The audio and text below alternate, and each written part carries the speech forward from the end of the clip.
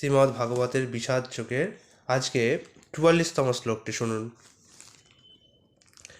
অহো বত মহৎ পাপং কর্তুং ব্যবসিতা বয়ম যদ রাজ্য সুখ লোভেন হন্তুং স্বজন মুদ্যতা। হায়, কি আশ্চর্যের বিষয় যে আমরা রাজ্য সুখের লোভে স্বজনদের হত্যা করতে উদ্যত হয়ে মহাপাপ করতে সংকল্পবদ্ধ হয়েছি।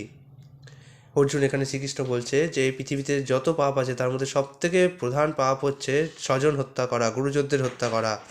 তিনি শ্রীকৃষ্ণ কি কখনো পারবেন তার পিতা বাসুদেবকে হত্যা করতে, কিংবা তার গুরুদেব শান্তিপনি মুনিকে হত্যা করতে?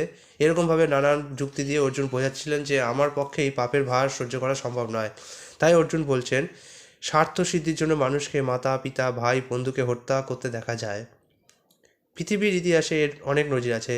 যেমন মুঘল সাম্রাজ্যে আমরা দেখেছি বাবা ভাইকে হত্যা করে, যেমন ঔরঙ্গজেব, যিনি নিজেকে প্রকৃত মুসলমান বলতেন, অথচ তিনি তার ভাইদেরকে হত্যা করেছিলেন, পিতাকে বন্দী করেছিলেন।